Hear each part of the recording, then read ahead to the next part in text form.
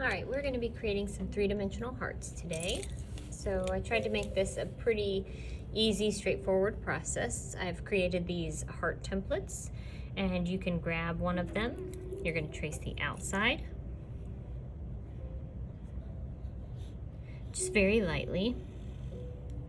You don't need to press against it. If you do, it will move it because these are made out of foam, so they are very easy to bend. And I just make sure that I have my fingers pressed down on the foam so it doesn't move around. All right, that's the outside. I also want to trace the inside.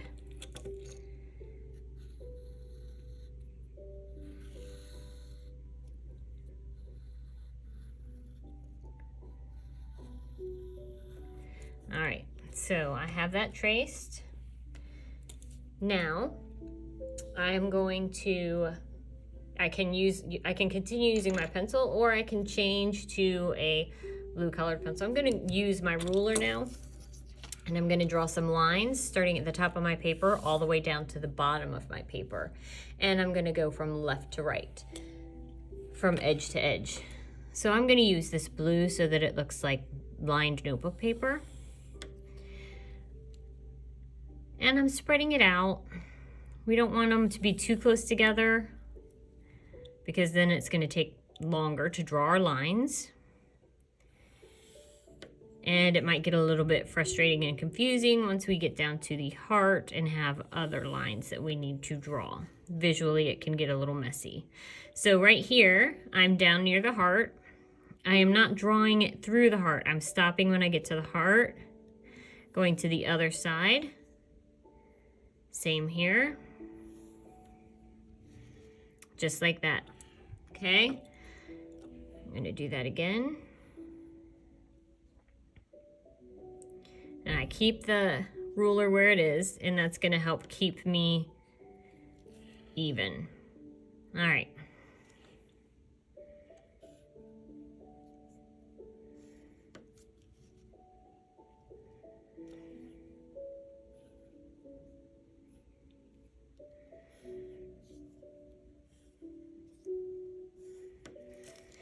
Try to take my time doing this. I don't want to rush it too much because if I do, then I might get a little sloppy.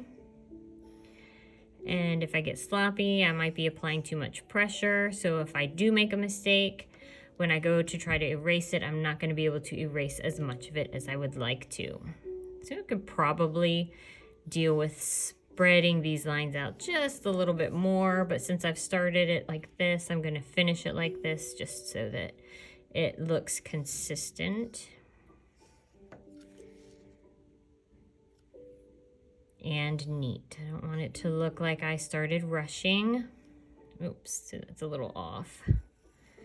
That's a little off right there. Not a big deal. Nobody's gonna notice it by the time I'm done with my 3D stuff. So.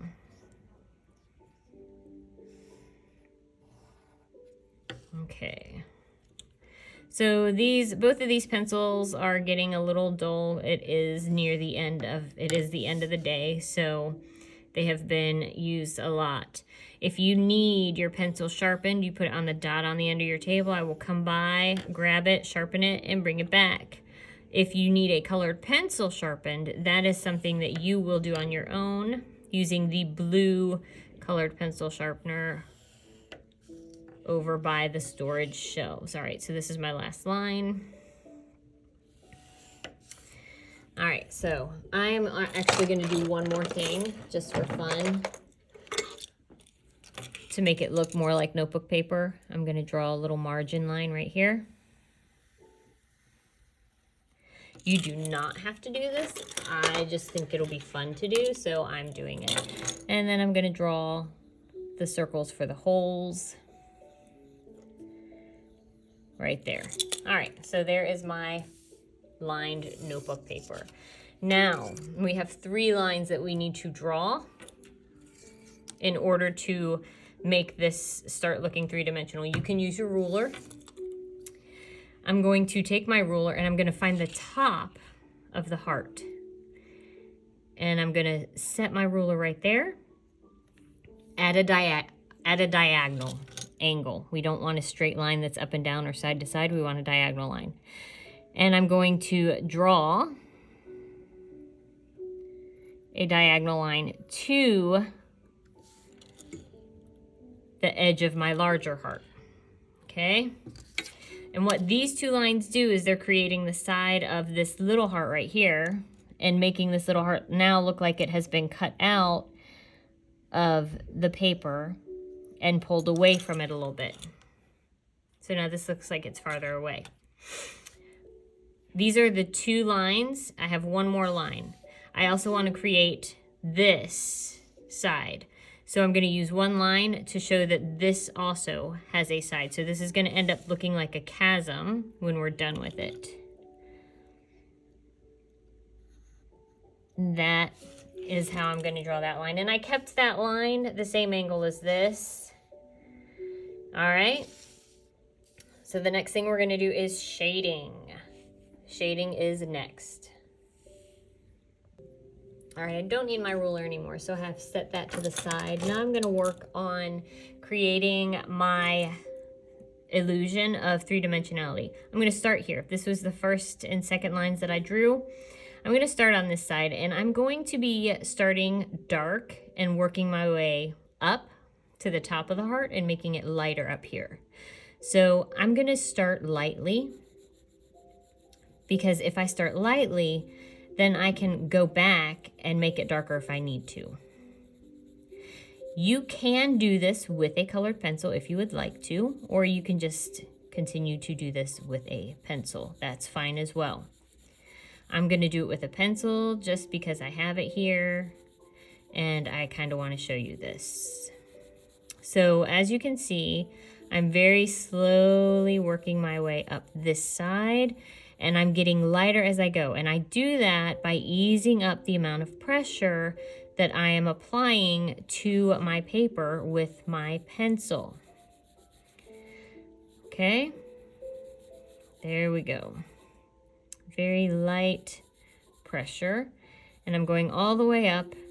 And the closer I get to this line, the lighter it gets. So I'm very, very gentle, just tickling, whisper touching, very, very light. All right, now let me show you what I'm gonna do next. I'm gonna use a Q-tip. I'm gonna use a Q-tip to do some blending. So I started off light. I'm gonna pause. I'm gonna use this Q-tip and I'm gonna start blending. And if you notice, it smooths that out. So you could see the strokes that I made with the pencil when I was coloring side to side, but this just kind of smooths it out a little bit.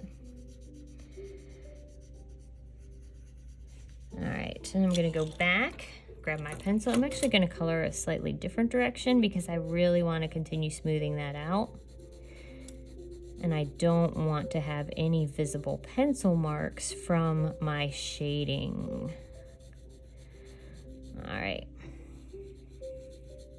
Again, I am not pressing down hard. And look at how much darker it's made it already. I'm easing up on that pressure because I do not want it to be very dark over here at all. As a matter of fact, that's as dark as I want it. Okay. And then I'm going to get my Q-tip again. Gonna go back in. And I'm going to do that blending. And I'm actually going to go side to side because that's going to help smooth those pencil marks and that graphite out. All right, so that is one side for now. Now I'm going to come up here. There is a shadow that I need to create here, and I'm going to go from dark to light. Okay, so I'm going to start here, right along this line that I drew, just right along that edge. That is a darker edge. That is where our shadow is. So I'm going to go ahead in here, define that edge really nicely with that shadow. And I'm actually making this a little bit darker than I made that one even down there.